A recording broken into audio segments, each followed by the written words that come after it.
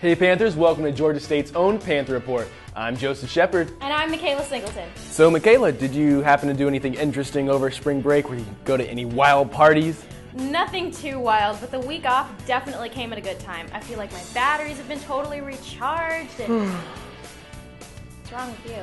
What do you mean? I mean, yawning. It's kind of rude. Just tired. How can you be tired? You just spent an entire week off school. No classes, no responsibilities. Midterms are over. Just because it's spring break doesn't mean I slept all the time. Joseph, I know you. You probably spent most of the break sitting on your couch playing your Xbox or Nintendo Wii. Yeah, that's true. So how can you be tired? I guess it's just hard getting back into the swing of things, you know? Well, I'm sure some of our fellow students did a bit more than just laze around. In fact, Kala Franklin and Courtney Overcash from our news crew decided to find out exactly what students did on spring break this year. It's a marvelous, marvelous day on the Georgia State campus. I'm just joking. It's 38 degrees. And look, check this out. The only piece of spring break that I have to show you on this entire campus is here. Come take a look. This buttercup is the only piece of spring break that I have to show you. But what we're going to do is we're going to take a look at what other Panthers did during their spring break. Actually, I'm from Italy, so I just went back home to visit my family and my boyfriend there.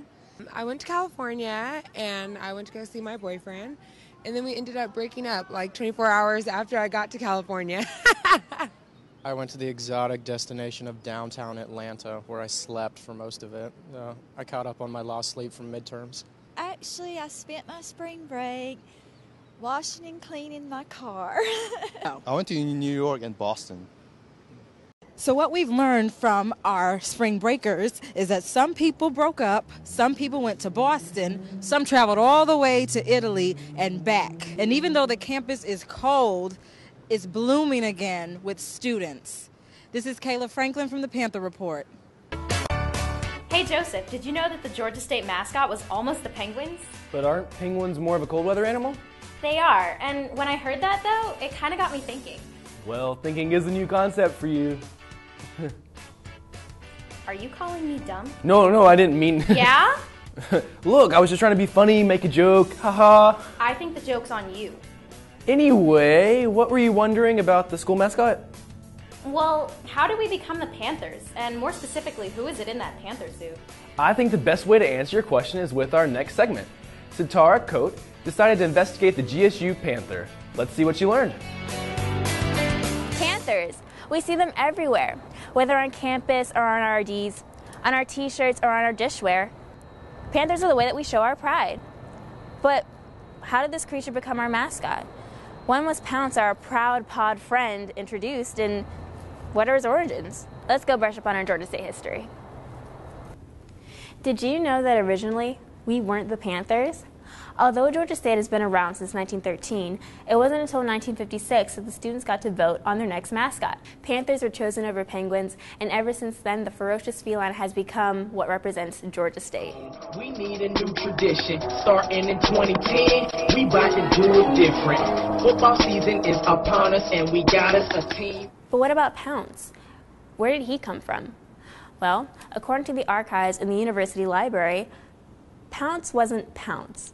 Pounce was Irby, the Crimson Panther, when he was first introduced in 1989.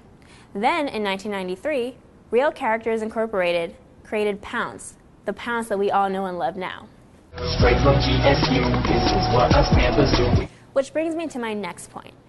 Not much is known about Pounce except for what we see at sporting events. Well, I talked to Cassandra Pelledow to change all of that. So, Cassandra, you know as well as I do that I originally wanted to interview the student that's behind the Pounce mask, but I wasn't able to because of certain reasons. Could you explain for the viewers that are watching why that is? We like to keep Pounce's identity a secret, so we couldn't have Pounce come here. And actually, we have an army of Pounces, so there's not just one student, but we can't let you know who he is. I realized that in recent years, Pounce went through somewhat of a makeover. Could you explain that as well? We tried to make him a little more fierce for football season. We had the same Pounce for a while. He was kind of round and curvy and smooth, which was cool. It went with basketball with the speed, but for football we needed something a little more aggressive. So now he's more like a wildcat. He has the sharper teeth, sharper angles, and we just fit with the new image. Just a little more ferocious, Yeah. kind of. If students wanted to try out for Pounce, how would they do that? Like, what's the process for trying out? Well, first they could either email me, or it's on our website, email whoever the marketing GAs are. And I bring them in and we interview them. We find out about their class schedule, what year they are, if they work, so we can get a feel for their availability to know if they could actually do it.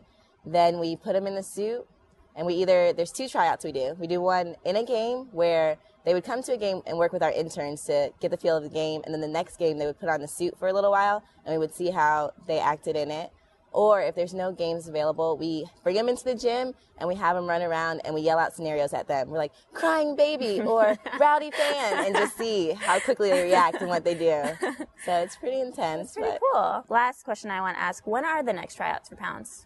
They are kind of just continuously done. We do one at the beginning of the year before football starts, but I get emails all the time. And so if someone's interested, we bring them in and we get them trained. So if you want to do it, just email me. And the website is georgiastatesports.com, correct? Yes. Well, I guess this interview's done. Thank you for coming out for me. Thank you for having me. No problem. For more information about Pounce, you can visit the Georgia State Athletics website at georgiastatesports.com. In fact, you can even email the big guy at pounce@gsu.edu. Satara Koot for the Panther Report. If you're looking for something to do this weekend, check out CineFest on campus. They'll be showing I Love You, Philip Morris, starring Jim Carrey, through Sunday, March 13th, and will begin showing Four Lions beginning Monday, March 14th. Other upcoming CineFest films include The Illusionist, Inside Job, and Client 9. For showtimes and information about upcoming screenings, please go to gsu.edu/cinefest. All shows are free for students with their GSU ID.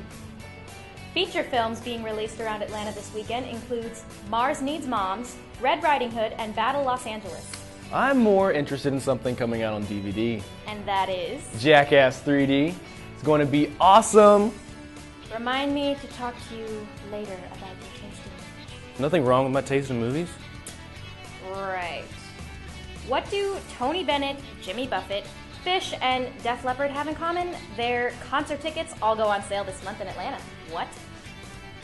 I think you just shocked our scriptwriter. Sorry, but I just don't like old music. And now you're calling her old? You just keep digging that hole deeper and deeper. But I didn't mean... Joseph! Stop while you can. Otherwise, you may not like the next script she writes. On that note, let's shift to our Spotlight segment. There are some people on campus that really make an impact without getting the credit or thanks that they deserve. I agree. In fact, our news producer, Ana Rodriguez, met up with one of those people that makes life at GSU a bit more civilized for the rest of us.